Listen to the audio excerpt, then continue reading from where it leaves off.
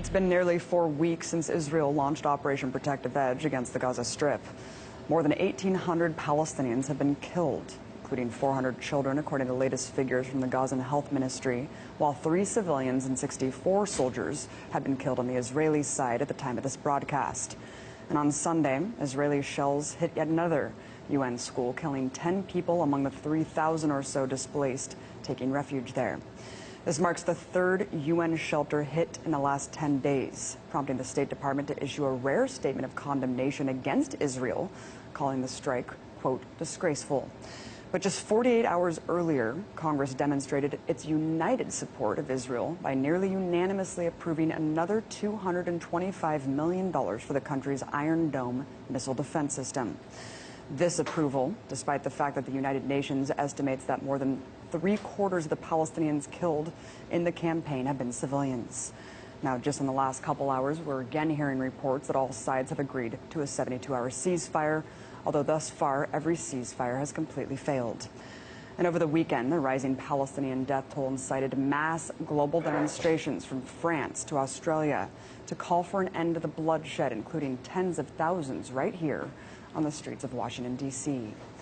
So to discuss these developments, I'm joined now by author and activist Norman Finkelstein. Thank you so much for coming on, Norman. My pleasure.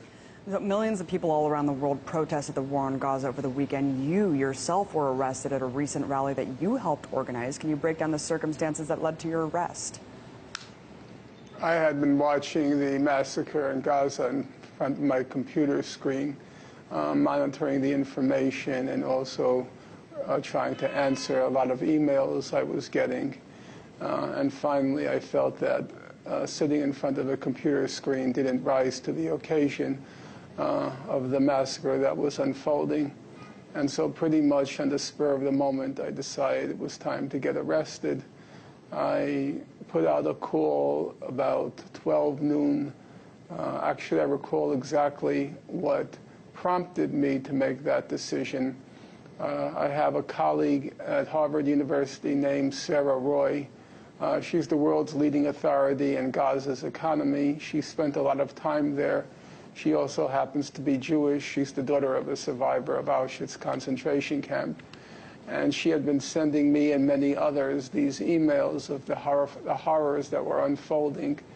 And finally, after Israel struck Shifa Hospital, and also the playground near Shifa Hospital, and several more children were killed, she described what happened, and then she wrote at the end, "I want to vomit." And that really struck me. Here was a very elegant, cultured, educated, Harvard-trained, and also she teaches at Harvard. And she didn't use any fancy words, any rhetorical curlicues. She just said, "I want to vomit." And when I saw that, I decided, you know what, I want to vomit also, but short of vomiting, I'm going to get myself arrested. So I put out a call for the next day to meet at 12 o'clock. About 150 people showed up, and 25 others alongside myself, we got arrested in front of the Israeli mission.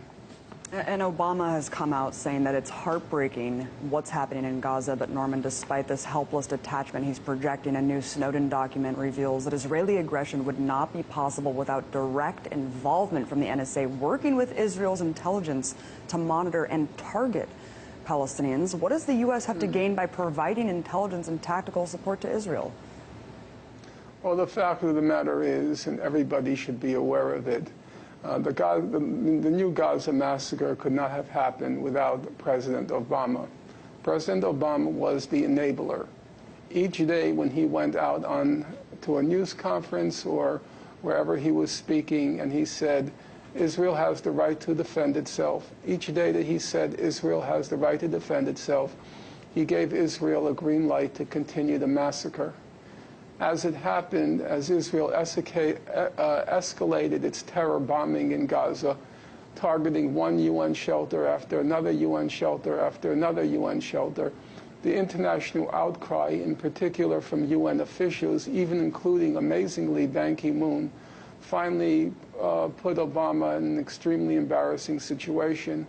And he discovered, amazingly, after 1,800 people were killed and Gaza was reduced to rubble, Hospitals were targeted, schools were targeted, mosques were targeted. But suddenly he discovered, because of the international outcry, that Israel was committing atrocities in Gaza, and that was curtains for Netanyahu. He had to end the attack. He had to end the ground invasion. And of course, yeah, they released that statement of condemnation of Israel's bombing of that UN school. But conversely, on Capitol Hill, there was just that unanimous vote to give Israel $225 million more. Even the most progressive members of Congress voted in favor of this, Norman. When it comes to Israel, where does this stranglehold over our politicians come from? Well, I think when it comes, first of all, there are multiple sources of U.S. support for Israel. Certainly, there is the domestic issue of the Israel lobby, but there's also an overall antipathy to what are called radical Islamists or jihadists, and fairly or not, Hamas is assimilated to groups like ISIS, and so they're considered fair game for basically Israel's murder. And also, I think there was a hope on the part of President Obama and Secretary of State Kerry that if a military defeat were inflicted on Hamas, that means President Abbas, the Palestinian Authority, would then have a free hand to sign any agreement that the U.S. government proposed. Abbas, the Palestinian Authority, are basically collaborators. Not basically, they are collaborators. They still had the problem of a more militant resistance, namely Hamas. But the hope was if Israel disabled Hamas, then the Palestinian collaborators, the Palestinian Authority, would then have a free hand to basically surrender to Israel and sign the Kerry peace proposal. And of course, right, it all kind of stems back. The Hamas election, I mean, according to a 2008 WikiLeaks cable, after Hamas was elected, Israel's official policy was to keep Gaza's economy on the brink of collapse and functioning at the lowest level possible, consistent with avoiding a humanitarian crisis. I wanted to get your opinion on why Israel wants to keep Gaza from having any chance of economic development, and also Nafiz Ahmed's analysis that the assault is to take over Gaza's natural gas reserves that could amount to $4 billion. No, I don't think. You know, politics has its own independence or autonomy. Not everything in politics is reducible to economics. That's kind of crude. The reason Israel imposed the blockade on Gaza, the heartless, illegal, merciless blockade on Gaza, the blockade back then in 2006, 7, and 8, it prevented Palestinians in Gaza from even having chocolate, chips, and baby chicks. I mean, that's how ruthless it was. But the purpose was perfectly clear. They wanted to transmit the message to the Gazans that so long as you allow Hamas to stay in office, we're going to make life intolerable, miserable, a slow death for you. So if you want this blockade lifted, you have to, one way or another, rid yourself of Hamas. And Norman, let's talk about solutions here. You've been a vocal opponent to the boycott, divestment, sanctions movement, which encourages divestment from Israeli corporations. That kind of pressure helped end apartheid in South Africa, and I wanted to get your criticism. No, I think that's a misnomer. I've never been opposed to boycott, divestment, and sanctions with a small b, a small d, and a small s. Long before BDS came along, I was actively involved, for example, in the divestment movement in the various church groups, for example, the Presbyterian Church. But BDS is not just a tactic. It's not just boycotts, divestment, and sanctions. BDS is a political program. As they emphasize, they say BDS is not just about boycotting acts. We have a political program. And the political program says it's based in international law, and it calls for ending the occupation, equal rights for Palestinians in Israel, and the implementation of the Palestinian right of return. Now, it's true, all three of those rights are anchored in international law. But Israel's existence as a state is also anchored in international law. And you can't pick and choose with international law. You can't say, for example, I have the right to walk at the green, but I'm agnostic on the red. If you have a right to walk at the green it's because you have an obligation to stop at the red. But BDS says it takes no position on Israel. Well, if you take no position on Israel, then you're not upholding international law. International law is very clear. Israel is a state under international law. It's a member state of the United Nations. So you have either two choices. One, you can say, I don't give a damn about international law. This is what I demand. Or you can say, as BDS does, we respect international law and all of our demands are anchored in international law.